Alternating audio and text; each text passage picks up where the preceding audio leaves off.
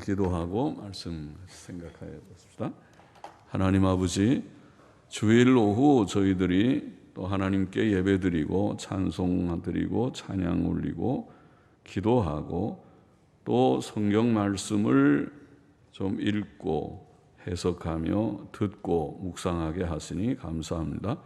부족한 종에게 하나님의 말씀을 깨닫는 은혜를 주시고 또 저희 모두들에게 은혜를 주셔서 주님의 귀한 책, 성경책, 신구약 66권의 말씀, 특별히 우리가 생각하는 모세오경의 한 부분, 민수기의 이 말씀의 뜻을 깨닫게 하여 주시고 또 거기에 담긴 진리와 교훈을 얻게 하여 주옵소서. 하나님의 영, 진리의 영께서 항상 저희를 지도하셔서 개인적으로 성경을 읽을 때도 잘 이해하게 하시고 또 예배당에 모여 함께 성경을 읽고 해석하고 듣고 할 때에도 말씀을 잘 깨달아서 하나님의 말씀이 우리에게 구원이 되고 또 우리에게 교훈과 책망과 바르게 함과 의로 교육하게 유익한 말씀이 되어서 우리를 온전케 되게 하여 주옵소서. 예수님의 이름으로 기도하옵나이다. 아멘. 아멘. 자, 민수기 15장 말씀입니다. 여러 법들에 대한 내용들이 나와 있는데 같이 좀 보십시다. 1절부터 다시 한번 읽어 보십시다. 아까 읽었지만은 여호와께서 모세에게 일러 가라사대 이스라엘 자손에게 고하여 그들에게 이르라. 자, 모세오경은 하나님께서 모세에게 주신 법들입니다. 모세는 하나님과 대면하여 아는 자요, 하나님의 특별 계시의 도구이었습니다. 오늘날 목사들은 선지자도 아니요, 모세와 같은 그런 인물이 아닙니다. 오늘 목사들은 교사라면 교사인데 교사라는 말도 함부로 우리가 너희는 선생이 되지 말라. 마태복음 23장에 보면은 랍비라 칭함을 받지 말라. 우리의 선생님은 그리스도뿐이요 성령님 뿐이시고 주께서 깨닫게 해주시는 것을 조금 깨닫는 것뿐이고 또 조금 몇 마디 권면하는 것뿐이다. 이런 마음가짐으로 성경을 연구하고 성경을 깨닫는 만큼 또 전하고 그래서 목사들이 깨닫는 만큼 전할 수밖에 없겠죠. 그래서 잘못 깨달으면 잘못 전하게 되는데 잘못 전하면 죄를 짓는 거죠. 성경을 잘못 해석하면 죄를 짓는 것이니까 조심스럽고 잘 해석하고 전해야 하겠습니다. 그래서 이제 목사가 좀 시원치 않으면 여러분들이 시원해서 목사가 잘 해석 못해도 여러분들이 스스로 성경을 다 능통, 정통, 달통하면은 되겠죠. 그래서 그러나 하나님께서 교회를 두신 것은 목사들이 성경을 좀 잘 가르쳐서 교인들이 다 성경 지식이 향상되고 믿음이 견고해지도록. 성경은 우리에게 두 가지 목적으로 주신 책이죠. 하나는 구원이고 하나는 온전함인데 디모데후서 3장 16절 17절에 나와 있죠. 그래서 15절부터 나와 있죠. 그래서 우리가 성경을 통해서 이미 구원은 대부분 받았고 안 받은 분들은 구원을 받는 것이 첫째고 구원을 받은 사람은 성경을 또 열심히 읽어야 돼요. 읽어서 온전하게 돼야 돼요. 우리가 그 성경의 지식이 나의 인격이 되고 나의 삶이 되도록. 성경 지식 따로 있고 내 인격, 내 삶이 따로 있으면은 무슨 소용이 있겠습니까? 그건 야고보서의 말대로 거울을 보고 내 얼굴이 지저분하구나 그러고 또 잊어버리고 그냥 지내는 것과 똑같다고 그랬어요. 거울을 봤으면 지저분하면 세수를 하고 좀 닦고 해야 되는 것과 같이 성경은 거울과 같아서 성경 속에서 깨달았으면 그 다음에 고치고 인격이 바르게 되고 또 그래서 그렇게 실천을 해서 하나님을 기쁘시게 하고 그래 하나님이 기쁘니까 복을 많이 주셔서 땅 위에 사는 동안도 복되고 영생의 나라에 넉넉히 들어가고 그래야 되죠. 그렇지 않고 뭐 다 성경 다 뭐 좀 아는 것 같지만은 성경 따로 있고 나 따로 있고 그러면은 그게 믿는 거가 아니죠. 그래서 그렇게 돼서는 안 되겠다는 것이죠. 하나님께서 모세를 통하여 주신 귀한 말씀을 우리가 다 깨닫게 되기를 원합니다. 그래서 성경에 66권의 조그만 책들, 도서관 같은데, 조그만 도서관이죠. 그런데 그 가운데 구약이 39권, 39권 중에서도 처음 구약의 5권은 그야말로 모든 구약 종교, 이스라엘 여호와 신앙의 기초와 같은 것이라고 할 수 있습니다. 그래서 모세오경도 잘 알아야겠죠. 어떤 데는 모세오경이 어렵죠. 우리가 어려운 레위기도 잘 거쳐왔는데 민수기는 레위기보다는 훨씬 좀 쉬울 듯하고 그렇죠. 그래서 모세오경을 우리가 잘 공부하는 것은 필요하고, 공부라고 제가 말하는 설교하고 공부하고 뭐 똑같습니다. 똑같지 않다고도 볼 수 있지만은 또 다르다고 말할 것도 별로 없어요. 옛날에 무슨 설교학적인 설교를 했습니까? 설교학적인 설교는 헬라 철학에서 나온 것이지 기독교에서 나온 것이 아닙니다. 오늘날 목사들은 설교학적으로 설교를 유창하게 잘하는지 몰라도, 그러나 성경의 전통은 설교학적인 설교를 하는 게 아니고 성경을 그냥 읽고 강해하는 것입니다. 그것이 에스라가 한 설교고, 또 모든 하나님의 종들이 모세의 율법책을 그냥 읽고 그것을 좀 뜻을 설명해서 모르는 것은 깨닫게 하고 그 속에 담긴 진리가 분명하게 밝혀지고 그렇게 되는 게 중요하지. 하나님은 이 책을 주셨는데 이 책은 익숙하지 않고 덮어놓고 멋있는 설교만 자꾸 하려고 하는 것은 좋지 않은 풍조라고 보입니다. 어디 성경에 그런 설교하라고 그랬는가 하고 반문할 수도 있습니다. 성경은 하나님의 책을 존중해 하나님께서 주신 이 책을 읽는 것으로 사실은 충분해. 읽고 그 뜻을 조금 설명해서 그 말씀대로 다 믿고 그 말씀대로 사는 것이 하나님의 뜻인데, 하나님이 기뻐하시는 목적은 다 잊어버리고 그렇게 웅변하고 연설하고 있네. 그렇게 돼서는 안 되겠다고 생각합니다. 그래서 그런 멋있는 웅변이나 연설을 들으러 교회에 오지 말고 성경을 배우러 예배당에 모이고 하면은 좋겠고, 계속 그렇게 되면 좋겠습니다. 이 강단이 주님 올 때까지 여기에서 멋있는 웅변 연설을 하는 강단이 아니고, 이 강단이 성경 말씀을 또 읽고 풀어주고 또 풀어주고, 아는 것도 복습하고 모르는 거는 좀 깨닫고 아는 거는 다시 다 기억하고 복습하고. 바울은 서신을 쓰면서 내가 여러분들이 몰라서 이걸 쓰는 것이 아니라 여러분들은 알지만 또 기억나게 하려고 이것을 쓴다 그러면서 서신들을 썼어요. 우리에게는 그것이 성경이 됐습니다. 놀라운 것이죠. 그래요. 다 아는 것 같아도 알지 못하는 것이고, 그것이 나의 인격과 삶이 되기 전까지는. 자, 이스라엘 자손에게 고하여 그들에게 이르라. 너희가 내가 주어 거하게 할 땅에 들어가서, 가나안 땅이죠. 오전에도 나왔지만은 여호와께서 화재나 번제나, 여기 보면은 우리 번역이 화재, 번제 뭐 이런 이렇게 구분하는 것처럼 돼 있지만은 원문이나 영어 성경을 읽을 줄 아는 분들은 영어 성경에는 그것이 아니라 뒤에 나오는 번제, 서운을 갚는 제, 낙헌제, 서운을 갚는 제나 낙헌제를 우리는 합쳐서 화목제라고 그럽니다. 화목제 안에 서운을 갚는 제도 있고, 낙헌제라는 말은 후리빌 오프링, 자원해서 자기가 뭘 기쁘게 그냥 아무 이유가 없어도 기쁘게 하나님께 제물을 드리고 싶을 때 하는 것이 낙헌제라는 것입니다.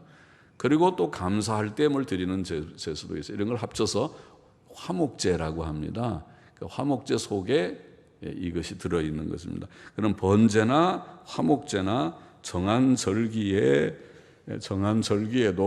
거기서 번제도 드리고 속죄제 드리고 화목제 드리고 절기마다 드리는 것이 있죠. 이런 것을 화제로 드린다 그 말입니다. 여호와께 화제나 하지 말고 화제로 번제나 서원을 갚는 자나 낙헌제나 정한 절기에 소나 양으로 여호와께 향기롭게 드릴 때에는 그러지 말고 드릴지니라. 그리고 끊어버리는 것이 좋습니다. 영어 성경들도 그렇게 번역하고, 아마 원문도 제가 보진 않아도 그럴 것입니다. 영어 성경이 다 똑같이 그렇게 번역하는 걸 보면 그럴 것입니다. 여호와께 향기롭게 드릴지니라. 향기롭게라는 말을 제가 해석했습니다. 레위기 할 때 해석했고 민수기에도 간혹 나왔습니다. 향기롭게, 여기도 나오는 거죠.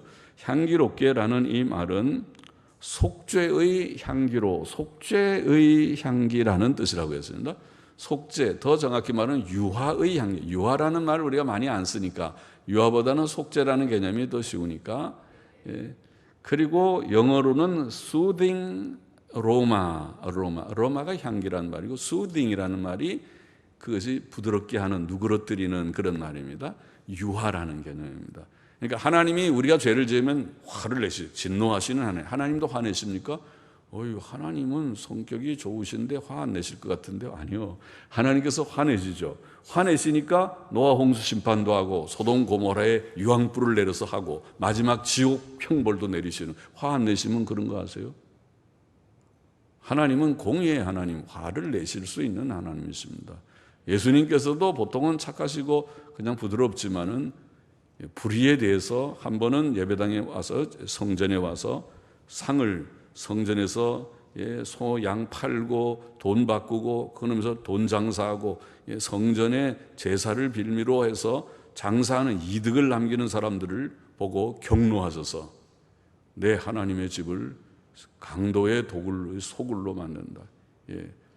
강도 소굴이죠. 억지로 그들이 하나님께 제사 드리려면 안 할 수 없으니까 할 수 없이 양을 사고 값도 다 매겨놓고 그냥 전매와 같은 거죠. 요새 전매. 무조건 값을 높이 해놔도 안 살 수가 없이 울며 겨자 먹기식으로 산다고 표현하듯이 그렇게 하니까 그게 강도질 하는 거잖아요. 강도질. 그렇게 한다고 상을 둘러 엎어버리고 소들을 다 쫓아내버리고 그렇게 했다고 되어 있거든요. 그러니까 성전 뜰이 얘기죠. 구약의 성전 그러면 성전 성소 지성소가 아니라 성전 뜰에서 보통 예배를 드리고 성소 지성소는 제사장들만 들어오지 일반 사람이 들어오지는 못하죠. 그러니까 그렇게 한 것과 같습니다. 그래서 그 진노하시는 하나님의 진노를 누그러뜨리는 것이 속죄 개념입니다. 그래서 성경의 속죄라는 것은 죄값을 대신, 죄의 형벌을 대신 받는다는 어려운 말로 속상, 영어로는 expiation, 속상이라는 개념도 있고 그다음에 유화라는 개념이 있어요. 누그러뜨린다, 영어로는 propitiation, 유화라는 그런 개념이 있어요. 그래서 그것이 바로 여기에 향기롭게 그렇게 번역을 했는데 이 원어의 뜻은 유화, 속죄의 향기로, 속죄의 향기로 드릴지니라. 그러니까 모든 제사는 속죄의 의미가 있기 때문에 속죄의 향기로 드릴지니라. 그 예물을 드리는 자는 고운 가루 에바 10분지 1에 이제 우리가 쭉 이제 전체를 보면은 지금 그 예물을 드리는 자, 우리가 이렇게 번역해 놓으면은 그게 무슨 예물의 에바 10분지 1인지 잘 몰라요. 그러지 말고 몇 줄 내려가면은 번제나 다른 제사로 드리는 제물이 어린 양이면 전제로 포도주 한 흰의 4분지 1을 예비할 것이 말하는 말이 있죠. 그러니까 번제나 다른 제사로 드리는 제물이 어린 양이면 그거를 앞으로 끌고 와야 뜻이 돼요. 그래야 말이 통하는 거예요. 그래서 지금 이제 향기로 드릴지니라 마침표 찍고 끝나고 그 다음에 번제나 다른 제사로 드리는 제물이 어린 양이면 이제 어린 양을 드릴 때는 이렇게 하고 그 다음에 순양을 드릴 때는 이렇게 하고 순염소를 수송아지를 드릴 때는 이렇게 하고 그렇게 차근히 설명해 나가는 것입니다. 그래야 말이 잘 되죠. 그렇게 바로 또 이해가 되죠. 진짜 그러냐. 영어 성경을 보면 영어 성경은 여기 어린 양을 하는 말이 맨 문장의 끝에 와 있으니까 영어를 읽을 줄 아는 사람은 시작에 쭉 나오긴 하지만 그 문장의 맨 끝에 가보면 어린 양을 드릴 때에는 하는 어린 양을 위해서는 하는 말이 끝에 나오니까 하나로 전부되어 있어요. 그럼 우리가 번역할 때는 어린 양을 드릴 때에는 먼저 앞에다 놓고 시작해야 말이 잘 통하겠죠. 아이고 저 목사님은 성경을 마음대로 막 뜯어 고친다 그러는데 뜯어 고치는 것이 아니라 우리가 성경의 무어를 믿는데 무어는 원문의 무어를 믿는 것이고 원문의 무어가 가능하면 이제 다 우리가 잘 번역이 되면 좋은데 일단은 영어 성경을 우리가 번역을 한 셈이 우리 성경을 할아버지들이 번역하지만은 원문 실력도 좀 있긴 있지만은 그 당시에 영어 성경들 리바이스 버전 개역 성경이라는 것하고 그 다음에 아메리칸 스탠다드 버전 1901년에 미국 표준역이라고 하는 성경을 주로 참고하면서 많이 번역을 했어요. 그래서 영어 성경을 이제 번역하는데 영어는 지금도 그렇지만은 번역이 쉽지 않아요. 그러니까 조금 잘못하면 오역도 하고 뭐 오역이라고까지는 할 건 없을지는 몰라도 여하튼 번역을 이렇게 해놨는데 그보다는 그렇게 되면은 뜻이 구조가 잘 맞지를 않는데 지금 제가 설명한 대로 번제나 다른 제사로 드리는 제물이 어린 양이면 그것을 앞으로 하는 것이 훨씬 뜻을 잘 이해할 수 있다고 봅니다. 그럴 때는 그 예물을 드리는 자는 번제나 다른 제사로 어린 양을 드릴 때에, 그러니까 번제나 다른 제사라는 말은 화목제를 아까 말하는 거죠. 번제나 화목제물이나 어린 양을 드릴 때에는 이런 제물, 짐승 제물을 드릴 때는 소제를 같이 드리라는 겁니다. 소제에는 고운 가루 에바 10분지 1, 고운 가루 에바 10분지 1이라고 되어 있죠. 그렇죠? 우리가 15장에 고운 가루 에바 10분지 1 자, 여기는 이제 고운 가루 에바 10분지 1 그렇게만 되었는데 그 다음에 제가 지금 이게 잠깐 이렇게 본 것은 거기도 그렇게 됐나 보는 건데 5절 6절 쭉 이하에 보면은 한 에바 10분지 2 한이라는 말이 나와요. 그래서 이 한이 뭔가 그러니까 우리가 에바 10분지 1 하느라고 저울에 대해서 10분지 1 되고 여기에 조금 10분지 1 조금 넘으면 안 되고 조금 모자라면 안 되고 그렇게 너무 엄격하게 하는 게 한 하면 대충 대략 그런 말이잖아요. 대략 한 에바 10분지 1 그러겠죠. 한 좋은 것 같아요. 그래서 한 흰의 4분지 1 이렇게 했는데 였습니다. 여기는 우리가 번역이 그냥 에바 10분지 1로 되어 있는데 에바 10분지 1에 기름 한 흰의 4분지 1 한이란 말은 대략적인 그런 의미라고 보입니다. 한 흰의 4분지 1을 섞어 여호와께 소제로 드릴 것이며 그러니까 짐승 제사를 드릴 때는 소제를 같이 드린다는 말이죠. 소제를 드리는데 지금 어린 양은 지금 제일 어린 작은 제물이니까 소제가 좀 양이 작습니다. 그 다음에 순양은 그보다 좀 양이 또 배갑절이 됐어요. 한 에바 10분지 2 그러니까 좀 양이 많아지죠. 그렇게 되고 그 다음에 나중에 수송아지를 할 때는 한 에바 10분지 3 더 많아집니다. 그러니까 짐승 제물이 커지면 소제도 양이 많아지고 짐승 제물이 작으면 양이 작구나 알 수 있죠. 계속 읽어보십시다. 소제로 드릴 것이며 그 다음에 전제로 소제는 그렇게 드리고 전제라는 건 뭐냐면 영어로는 드링크 오퍼링 그럽니다. 드링크는 물 마시는 거 붓는 거 이런 게 그러니까 또 붓는 제사라고 말할 수 있습니다. 그래서 전제 붓는 제사로 포도주 한 흰의 4분지 1을 예비할 것이요. 그러니까 소제도 드리고 소제 위에 또 그 제사 위에 전제라고 하는 붓는 제사를 붓는 포도주를 붓는 그런 의식을 행하라고 되어 있습니다. 그리고 이제 어린 양이 아니고 순양이면 소제로 고운 가루 한 에바 10분지 2에 기름 한 흰의 3분지 1을 섞어 예비하고 전제로 포도주 한 흰의 3분지 1을 드려 여호와 앞에 향기롭게 할 것이요. 역시 향기롭게 한다는 말은 속죄의 향기로 속죄의 향기를 드릴 것이요. 그건 속죄의 향기로 드릴 것이요. 이런 뜻이겠습니다. 번제로나 서원을 갚는 제로나 화목제로 송아지를 예비하여 하나님께 드릴 때는 이제 송아지를 드리는 차례입니다. 그때는 소제로 고운 가루 한 에바 10분지 3에 기름 반 흰을 섞어 그 수송아지와 함께 드리고 전제로 포도주 반 흰을 드려 점점 양이 많아졌죠. 여호와 앞에 향기로운 화제를 삼을지니라. 수송아지나 순양이나 어린 순양이나 어린 염소에는 그 마리수마다 이 위와 같이 행하되 너희 예비하는 수요를 따라 각기 수요에 맞게 하라. 이렇게 되어 있습니다. 에바라는 것은 우리가 한 에바가 22리터, 약 22리터입니다. 에바 10분의 1이면 2.2리터 정도가 되는 것입니다. 2.2리터 그러면은 우리가 큰 페트병이죠. 요새 큰 페트병이 한 2리터 정도 되나요?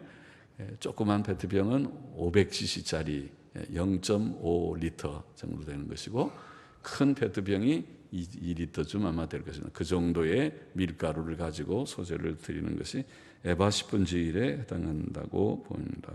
그리고 히인이라고 하는 것은, 히인은 한 흰이 얼마든가, 한 흰이 4리터, 한 흰이 4리터니까 흰 4분의 1이면 1리터 정도 되는 양이라고 볼 수 있습니다.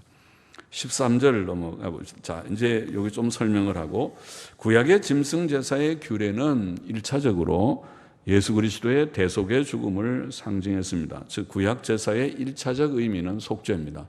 그래서 아까 그 향기로운 뭐라고요? 향기로운, 아까 뭐라고 그랬습니까? 우리가 번역한 향기롭게 드린다 이렇게 번역을 했는데, 향기라는 말은 속죄의 향기라는 뜻이라고 제가 설명했죠. 유화의 향기 혹은 속죄의 향기라고 설명드렸습니다. 그것은 번제든 또 화목제든 소제도 그런 의미가 있다고 보입니다. 그래서 모든 제사들은 속죄의 의미가 1차적인 의미고, 부수적으로 2차적으로는 우리가 이 제사는 예수 그리스도의 그 십자가의 죽음을 상징하는 것이 근본 의미고, 그 다음에 또 우리가 주님 앞에 드리는 정성의 제사의 의미도 있어요. 그렇죠? 우리가 예배를 드리는 거나 헌금을 하는 거나 같은 의미거든요. 구약엔 제사를 드렸습니다. 그러므로 제사 속에는, 예를 들면 번제라는 것은 온전한 헌신, 주님 우리가 나의 몸과 마음을 온전히 헌신합니다. 헌신 예배, 우리 찬양대대로 헌신 예배를 드린다고 하는데, 헌신합니다라는 뜻이 있고, 화목제는 특별하다고 그러죠. 화목제는 교제의 회복. 하나님과 우리가 죄를 지으면 하나님께서 기분이 나빠요.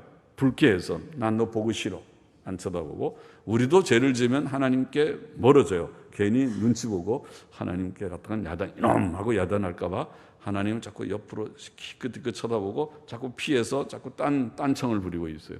하나님과 멀어져요. 하나님과 가까이 사는 사람들은 더 가까이, 날마다 주님하고 주님께로 가까이 나오지만, 죄를 지어 보십시오. 여러분 죄를 지으면 그다음에 슬슬 예배당 빠지려고 그러고, 예배당 와도 저 구석장에 박혀서, 죄송해요, 구석장에 박힌 분들은 죄 졌다는 분이란 뜻이 아니고, 저 가까이 오면은 겁이 나는 거예요, 괜히. 그래서 저 구석창에 들어가서 안 보이게, 어떤 사람 뒤에 가서 살짝 앉아갖고 안 보이게 숨으려고 하는 그런 어떤 성질이 생기는 거예요, 죄를 짓게 되면. 그러나 죄를 짓지 않고 주의 뜻대로 살려고 하면 그럴 것이 없잖아요. 그러니까 더 주께로 가까이, 주님께 가까이 나아가서 은혜를 사모하게 되는 것이라고 봅니다. 그래서 완전한 그 교제의 회복. 그래서 다른 제물과 달리 화목제는 제사 드리는 사람이 같이 음식을, 그 제물을 먹습니다.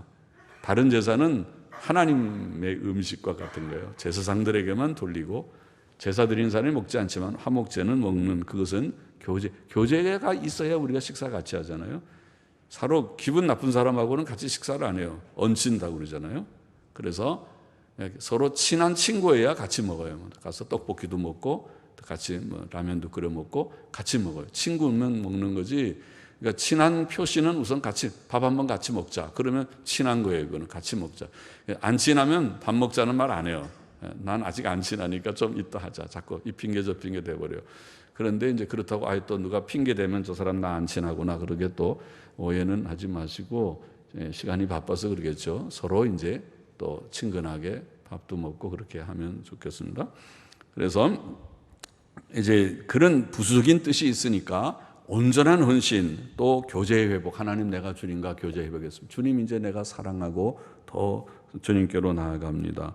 그런 뜻이 있다는 것입니다. 또 소제라고 하는 이 제사는 곡물 제사잖아요. 소제가 지금 가루로, 밀가루로 만들어서 그걸로 떡을 만들어서 하나님 앞에 드리고 하는, 또 그런 번철로 구워서 또 부꾸미처럼 만들어서 또 이렇게 여러 형태로 이제 드리게 되는 것인데, 그것은 그 고운 가루를 곱게 뽀우라는 것이 예수 그리스도의 온전한 순종을 의미하는 것이라고 보이고, 거기에 속죄의 의미가 있다고 보이고, 그리고 또 우리들 제사 드리는 자신에게도 결심하는 거예요. 내가 온전히 주님께 순종하겠습니다.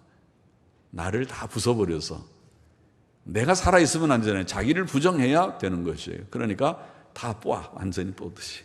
우리가 밀가루는 아니지만, 밀은 아니지만은 밀처럼 절구에다 놓고 찧어서, 혹은 요새 믹서로 갈아서 믹서 속에 우리가 집어 들어가고 싹 갈아서 가루를 아주 곱게 만들어서, 그래가지고 하나님 앞에 빵을 만들어서 하나님께 바치듯이 내가 죽어야 돼. 자기가 부정돼야 주님을 따라가지, 자기라는 게 살아있으면, 뻣뻣하게 고기가 살아있으면 절대로 주님 따를 수가 없어요. 조금 따르는 듯 하다가 어떤 데 기분 나쁘면 기분 잡숴서 이제 더 이상 안 믿는다. 예수 내가 이제 믿나 봐라. 주님 차버리고 자기 갈 길로 갈 것입니다. 자기에 맞지 않은, 마음에 맞지 않아서 그런 거죠. 그러나 자기를 부정하는 사람은 그렇지 않죠. 자기라는 것이 꺾어져서 다 부정이 되니까 주님의 영광만을 위한다면, 주의 뜻이라면, 이것이 대의라면, 이것이 주의 영광이 되고 교회의 덕이 되고 유익이 된다면, 나는 하늘의 미랄처럼 썩어져 죽을 준비가 되었습니다. 자기를 이미 부정했습니다. 자기라는 것이 죽고 갈아져요. 온전한 순종의 의미가 담겨 있다고 보입니다. 물론 감사의 의미도 있을 것입니다. 감사의 의미도. 늘 우리가 음식은, 빵은 먹을 때마다 감사하는 거 있으니까 그런 의미도 들어있을 것입니다. 또 포도주, 전제, 포도주를 붓는 제사는 물론 포도주는 피를 상징하니까 그것도 속죄적 의미를 보입니다. 13절 보십시다. 무릇 본토 소생이 여호와께 향기로운 화제, 여기도 마찬가지로 속죄의 향기에 화제를 드릴 때에는 이 법대로 할 것이요. 그러니까 유대인들, 이스라엘 백성은 물론이고 너희 중에 우고하는 타국인이나 너희 중에 대대로 있는 자가 누구든지 여호와께 향기로운 화제고 속죄의 향기에 화제를 드릴 때는 너희 하는 대로 그도 그리할지니라. 이스라엘 백성이 이방인들이나 똑같다. 규례가 다 그렇게 해야 된다. 회중 곧 너희나 우고하는 타국인이나 한 율례니 너희의 대대로 영원한 율례라. 너희의 어떠한 대로 타국인도 여호와 앞에 그러하리라. 너희나 너희 중에 우고하는 타국인이나 한 법도 한 규례니라. 17절 여호와께서 모세에게 일러 가라사대 이스라엘 자손에게 고하여 이르라.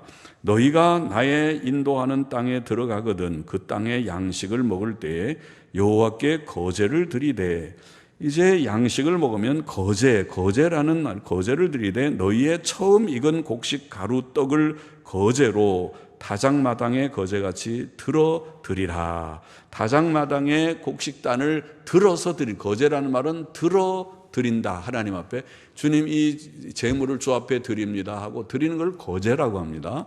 거제, 들어서 드리는 제물이다, 그런 말인데, 이것처럼 처음 익은 곡식 가루 떡을 거제로 하나님 앞에 드리라, 이렇게 되어 있습니다.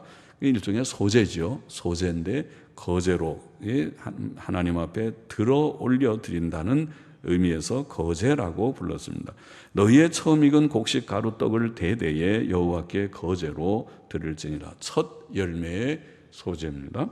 22절 봅시다. 너희가 그릇 범죄하여 여호와가 모세에게 말한 이 모든 명령을 지키지 못하되, 자, 하나님께서 십계명을 주시고 모든 여기에 제사의 규례들을 다 주셨는데 이런 것들을 지키지 못하되 곧 여호와가 모세로 너희에게 명한 모든 것을 여호와가 명한 날부터 이후 너희의 대대에 지키지 못하여, 자, 이거는 다 지키라고 십계명 주시고 또 모든 지금 계명 제사도 번제든 소제든 화목제든 속죄제 속건제든 지금 이것이 화제로 드리든 전제로 부어드리든 거제로 들어서 드리든 또 요제라고 흔들어 드리는 제사로 드리든 하나님께서 규정한 대로 다 우리가 행해야 되는데 하지 못하면 죄 짓는 거잖아요.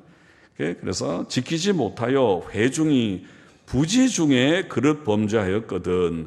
부지 중에 여기에 지금 이 22절 이하에 보면은 죄는 두 가지 종류가 있는데, 하나는 부지 중에 실수로 짓는 죄가 있고, 또 하나는 맨 끝에 보면 고의적으로 짓는 죄가 있다. 고의적으로 짓는 죄는 진짜 큰 죄죠. 그건 정말 사형에 해당하는 큰 죄고, 실수로 부지 중에 짓는 죄도 죄 씻음을 받아야 돼요. 죄 사함을 받아야지, 안 하면 죄가 되니까. 하나님의 법을 안 지키는 게 다 죄잖아요. 그래서 여기 회중이 부지 중에 그릇 범죄하였거든 온 회중은 수송아지 하나를 여호와께 향기로운 화제, 역시 속죄의 향기로 화제로라고 번역한 것은 번제라는 단어인데 화제라고 번역을 했습니다. 영어 성경들은 한결같이 burnt offering, 번제라고 다 번역을 했습니다. 화제로, 번제로 드리고 규례대로 그 소제와 전제를 드리고 순염소 하나를 속죄제로 드릴 것이라. 죄를 지었을 때 죄를 사함받는 방식을 말했습니다. 그때 이제 부지 중에 짓는 죄를 이렇게 해야 된다. 제사장이 이스라엘 자손의 온 회중을 위하여 속죄하면 그들이 사함을 얻으리니 이는 그릇 범죄함이며 또 그 그릇 범죄함을 인하여 예물 곧 화제와 소제를 여호와께 드렸음이라. 이스라엘 자손의 온 회중과 그들 중에 우가는 타국인도 사함을 얻을 것은 온 백성이 그릇 범죄하였음이니라. 만일 한 사람이 그릇 범죄하거든 1년 된 암염소로 속죄제를 드릴 것이요 제사장은 그 그릇 범죄한 사람이 그릇하여 여호와 앞에 얻은 죄를 위하여 속죄하여 그 죄를 속할지니 그리하면 사함을 얻으리라. 그러니까 죄를 지으면 반드시 이런 속죄의 그런 절차를 따라서 속죄해야 한다. 그렇게 말씀하고 있습니다. 이스라엘 자손 중 본토 소생이든지 그들 중에 우고하는 타국인이든지 무릇 그릇 범죄한 자에게 대한 법이 동일하거니와 본토 소생이든지 타국인이든지 무릇 짐짓. 자, 그 다음에 갑자기 나왔습니다. 이제까지 그릇 범죄한 것에 대해서는 이렇게 하라. 이거 다 동일하거니와 그 다음에 본토 소생이든지 타국인이든지 무릇 짐짓 무엇을 행하면, 이제까지는 그릇 행하는 실수로 그릇의 부지 중에 여러 가지로 번역된 쉐가라는 말을 썼습니다. 샤가 혹은 샤가라는 말이 무지의 죄를 범한다는 그런 동사고, 쉐가가라는 명사는 그릇 혹은 부지 중 이런 이제 말로 번역되는, 앞에다 전치사 배를 붙이면 베쉐가가 그러면 부지 중에 이런 말로 성경에 반복해서 많이 나오는 그런 단어입니다. 그러나 여기에 짐짓 무엇을 범하면, 짐짓이라고 하는 이 말은 베아드라 라마라는 말은 높이 손을 든다. 손을 들고 막 대항하듯이, 우리가 싸울 때 손 들고 막 대항 삿대질한다. 그래서 삿대질하듯이 야드라는 말이 손이라는 말이고 라마라는 말이 높이, 손을 높이 들고 막 따지고 애들듯이 이렇게 죄를 지어도 어떤 사람은 지키려고 하는데 내가 부족해서, 내 성정이 약해서 내가 죄를 짓는 경우도 있지만, 어떤 사람은 그러면 어때? 죄 지으면 지옥 가라면 가지, 내가 못 갈 거 있는가 나도 간다. 이거 어떤 사람은 지옥도 간대요. 지옥 가는 거를 겁을 안 내고 간다고 큰 소리 치는 그런 악한 사람들도 있어요. 지옥이 진짜 어떤 곳인지 알기는 알고 그러나요? 영원히 불붙는 고통에, 죽지도 않는 고통의 처소에 간다고요? 영원히 가서 난 갈 수 있다고요? 이거 참 함부로 그렇게 말하는 거 아닌데요. 우리는 지옥 가기를 원치 않습니다. 생각만 해도 두려운 곳이 지옥입니다. 그래서 이런 짐짓 범하는 죄, 아주 고의적인, 또 건방지게 도전적으로 영어 성경들을 보면은 그런 식으로 표현했습니다. presumptuously, 아주 건방지게 도전적이게 죄를 짓는 고의적인 범죄는, 그것은 그야말로 사형에 해당하는 것이죠. 그래서 그런 사람은 여호와의 말씀을 멸시하고 하나님을 짓밟는 거죠. 그 명령을 파괴하였은즉 그 죄악이 자기에게로 돌아가서 온전히 끊쳐지리라. 끊쳐지는 것이 뭡니까?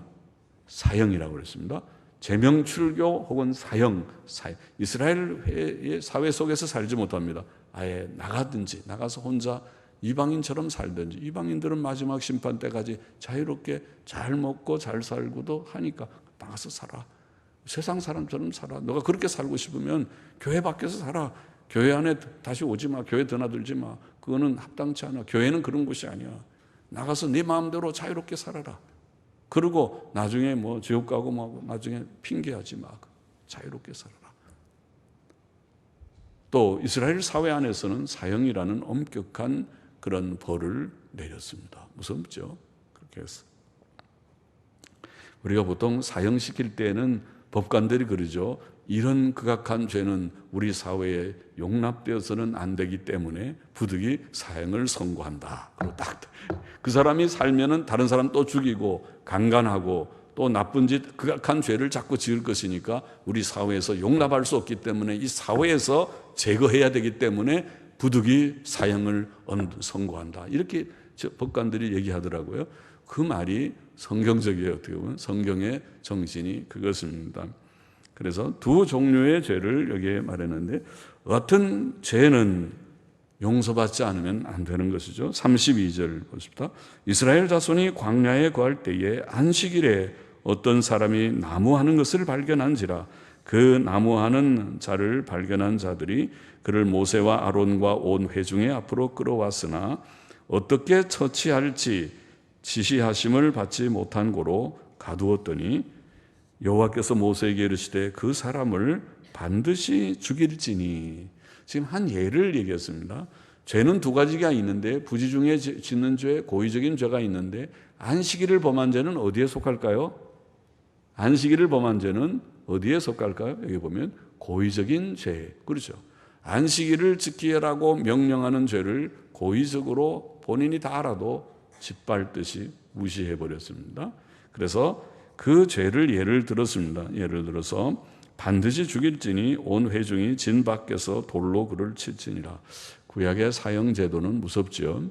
물론 우리가 목을 말아서 죽이든가 또 뭐 총살을 하든가 차라리 총살이 더 낫죠.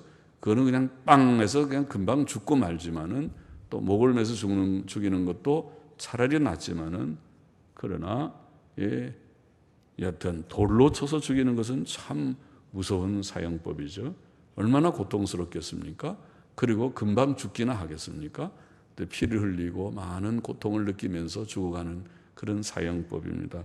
돌로 쳐서 죽이라 그렇게 돼 있고 그래서 그를 여호와께서 모세에게 명하신 대로 했다 그렇게 기록되어 있습니다. 한 예입니다. 고의적인 죄와 그 죄의 징벌에 대한 예입니다. 37절 계속 보십시다. 마저 보십시다. 여호와께서 모세에게 일러 가라사대 이스라엘 자손에게 명하여 그들의 대대로 그 옷단 귀에 술을 만들고 옷단의 귀에 술을 만들고 청색끈을 그 귀의 술에 더하라. 이 술은 너희로 보고 여호와의 모든 계명을 기억하여 준행하고 너희로 방종케 하는 자기의 마음과 눈의 욕심을 쫓지 않게 하기 위함이라. 그리하면 너희가 나의 모든 계명을 기억하고 준행하여 너희의 하나님 앞에 거룩하리라. 나는 너희의 하나님이 되려 하여 너희를 애굽 땅에서 인도하여 낸 여호와 너희 하나님이니라. 나는 여호와 너희 하나님이니라. 아직 제가 성경 지식이 부족해서 청색끈 이 얘기 나올 때마다 앞에서 그랬죠. 출애굽기 26장 이하의 그 성막을 만들 때도 청색, 홍색, 자색 세 가지 색깔이 나오는데 왜 청색으로 번역했는지 나는 아직도 잘 모르겠어요. 내가 이제 좀 더 공부를 더 해봐야 되겠는데 죄송해요.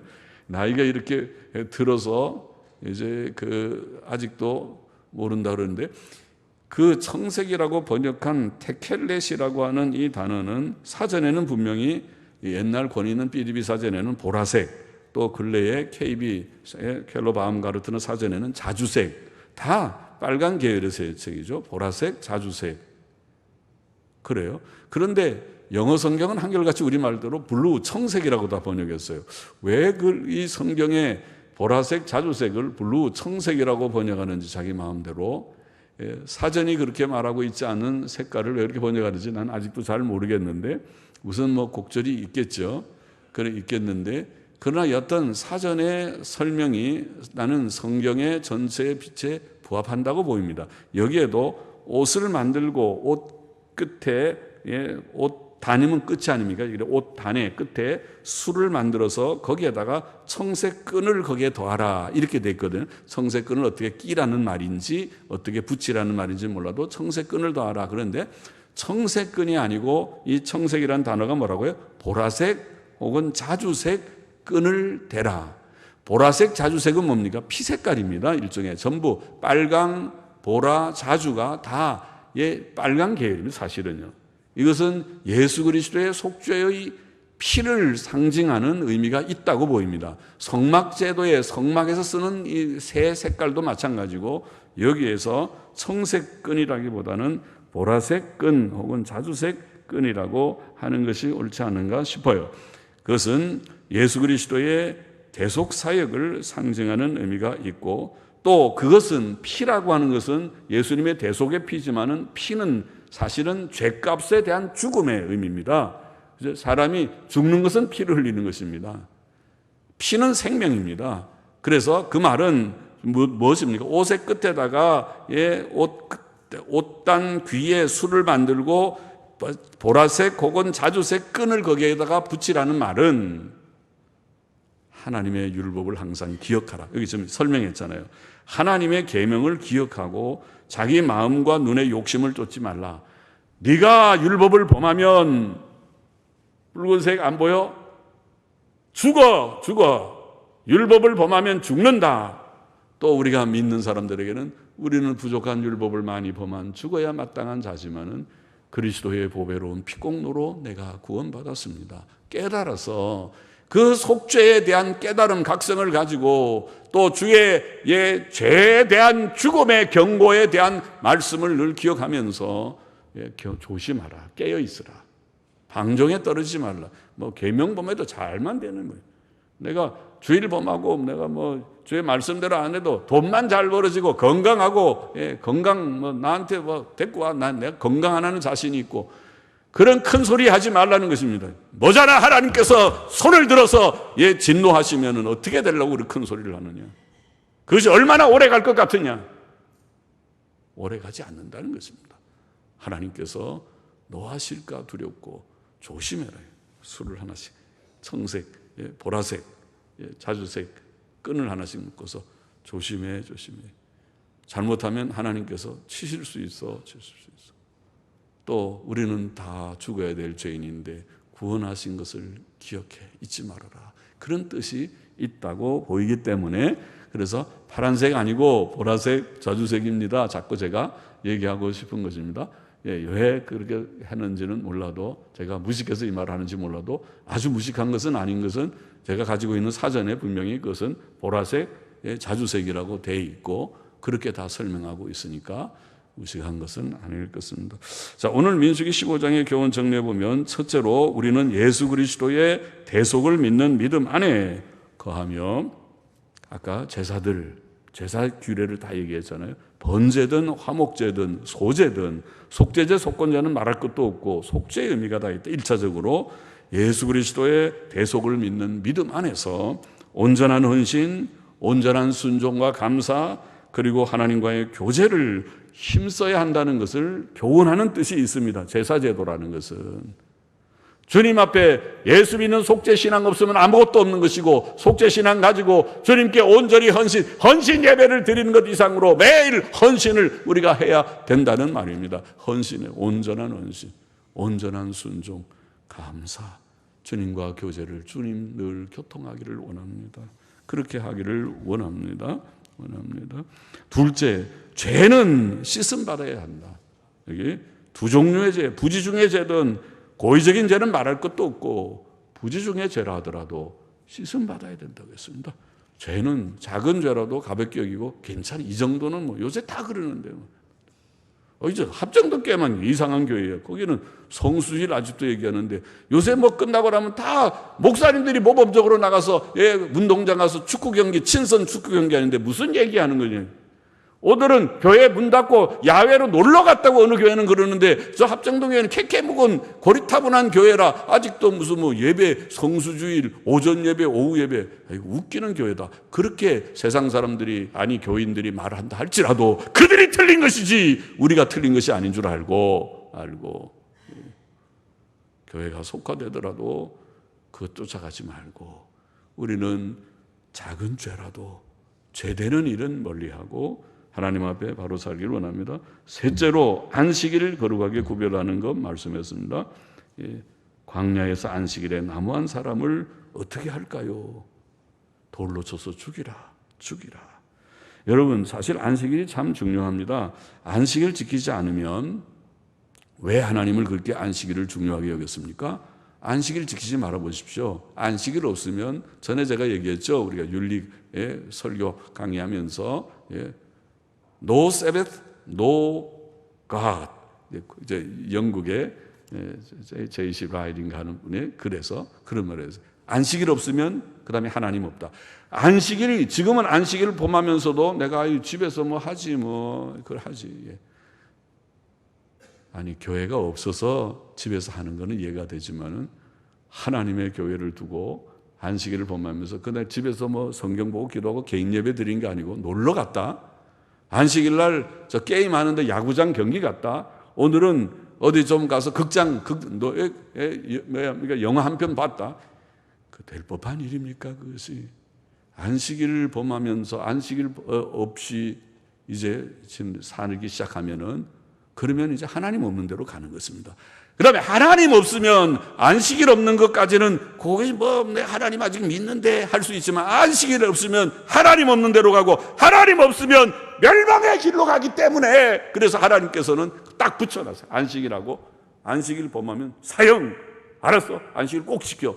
그 말은 사실 하나님이 안식일 지키면 유익합니까? 우리가 유익합니까? 우리가 유익하지. 하나님 유익한 거 아니에요. 안식일 지키면 우리가 믿음이 생기고 우리가 더 하나님 사랑하게 되고 더 소망 가지게 되고 이 험한 세상에서 낭망하지 않고 살게 되고 우리 유익하지. 하나님이 무슨 뭐 우리가 더 하나님 섬긴다고 더 하나님 되고 덜 섬기면 덜 하나님 되고 그렇습니까? 하나님은 하나님 완전자예요. 하나님이. 우리랑 상관없어요. 우리가 유익하지. 그러니까 우리의 유익을 위해서 딱 붙여 안식일 꼭 지켜.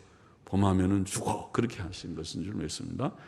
주일을 성수주일을 생명처럼 여기고 귀하게 여기고 믿음으로 승리하는 모두들이 되기를 바랍니다. 그리고 옷단 술에다가 뭘 붙였다고요? 파란 끈. 파란 끈이 파란이 아니라고 저는 뭐라고 해석했어요? 보라색 끈이나 자주색 끈 붙였다. 이게 그것은 계명을 기억하고 범하면 죽는다. 그러나 우리 같은 죄인을 주께서 구속하셨다. 구속의 뜻도 있어 보입니다. 기도하십시다. 주님 오늘도 민수기 15장의 말씀 좀 생각했습니다. 마음에 새기고 예수 그리스도를 믿는 속죄의 믿음 안에서 온전한 헌신, 온전한 순종, 감사, 하나님과의 교제 회복을 힘쓰는 교제를 힘쓰는 저희 모두가 되게 하여 주시고 모든 작은 죄라도 죄는 씻음 받게 하여 주시고 주의를 성별하여 거룩히 지킬 수 있는 힘을 주시고 계명을 늘 기억하며 힘써 행하는 저와 우리 모두가 되게 하여 주옵소서. 예수님의 이름으로 감사하며 기도하옵나이다. 아멘.